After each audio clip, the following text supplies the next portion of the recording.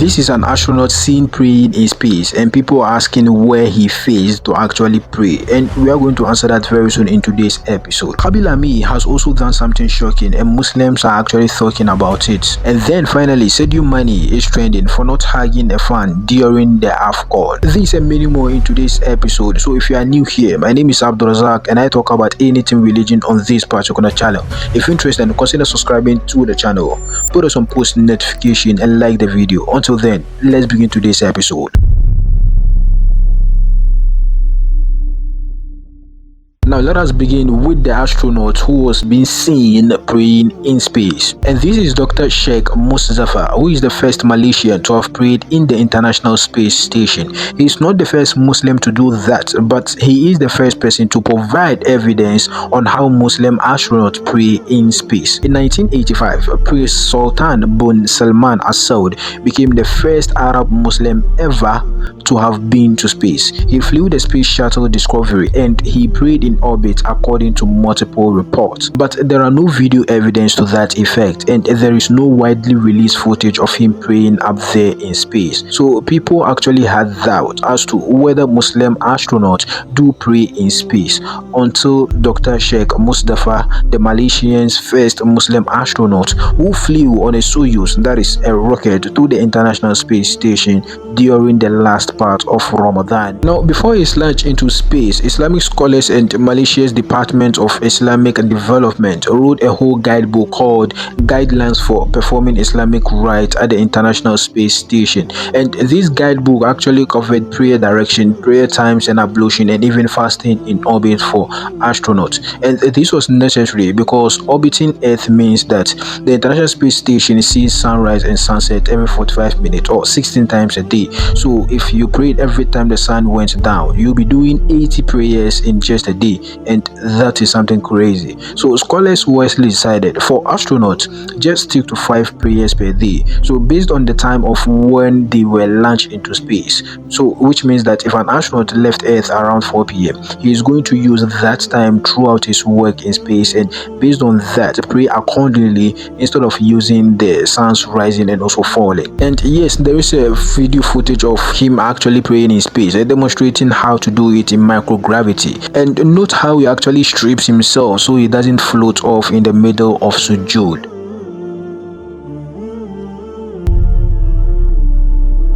Now, because of zero gravity, performing traditional movement like standing and also kneeling is actually tricky in space. So the guidelines said that you could actually pray according to his capability, meaning he can stand if possible, sit if possible, or even lay down if that actually works for him.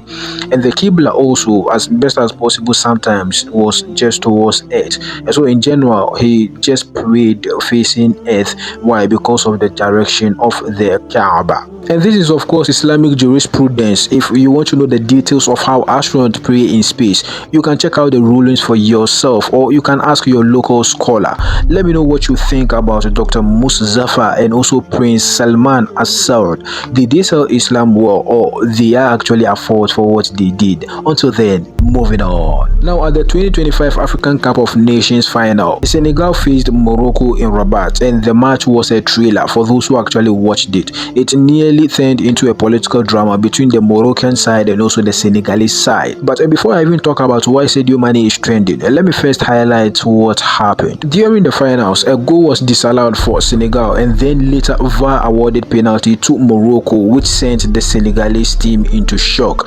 The team walked off the pitch in protest, but then Sadio Mane, who was seen calm and collected, convinced his teammates to come back and then finish the game. And at the end of the day, Senegal won 1-0 in extra time, becoming the African champions for the second time. But outside the pitch, social media had its own drama. An image of Mane refusing to hug a female fan after the match went viral on all media, and everyone started talking. Now the image went viral with people saying a whole lot of information and things, but despite all these naysayers, Sadio Mane, when asked about that actually event, he said he is a Muslim, and while he doesn't have an issue hugging women women in general. In this particular moment, the fan wasn't dressed in a way that matched his personal values, so he politely declined the hug.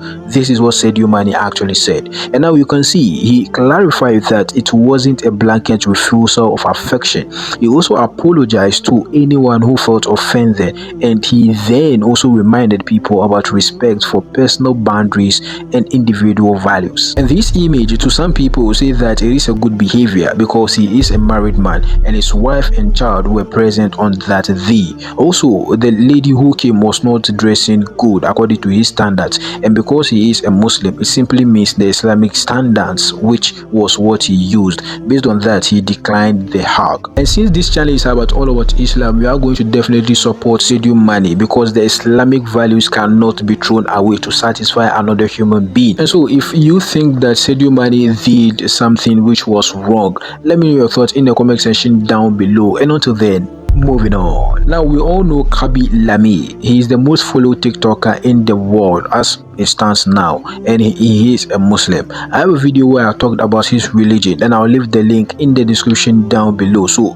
do check it out. Now, as of 2026 and recording of this video, Khaby Lame sold his company and his identity to a company called Rich Sparkle Holdings in a deal valued at around 975 million US dollars. That is a little under $1 billion US dollars. And so if this video actually gets taken down, then I've been marked with a copyright from the company that bought everything, because all his videos are now their property, and that is something else. Now here's where it gets interesting. The company will be building an AI digital twin of Khaby Lame, a digital clone made from his face, his voice, and also his behavior trait that can create content without him physically filming anything. And imagine this, Khaby Lame has a digital avatar out there posting videos without us even knowing. This avatar is going to be hosting live streams. It is going to be speaking in different languages so as to be able to reach a lot more audience. And Khaby Lame, still keeps a huge slice of the company as a shareholder.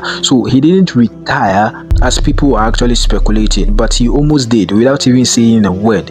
It is a kind of perfect for him because he rose to fame by not saying anything, and now he has money with an AI that is going to see everything. Now you see, this deal isn't just about the money, it is about a statement of how the creator economy is evolving, to the extent that a creator's identity itself can become corporate property, which can be replicated and also scaled for better use in the future. Now some people think what he did is quite cool, and some other people are like he sold his soul for money. But anyways, we know he is a Muslim, and we hope that he holds Islam in high regards and never forgets his true faith. For this week's video, let me know what you think about the astronaut who prayed in space, and whether or not Sadio Mane and Khaby Lame did the right thing for their religion. Don't forget to subscribe to the channel. The goal is 5k subscribers before Ramadan. Like the video, share the video, and put us on post notification. Until next time, assalamu alaikum wa rahmatullahi wa barakatuh.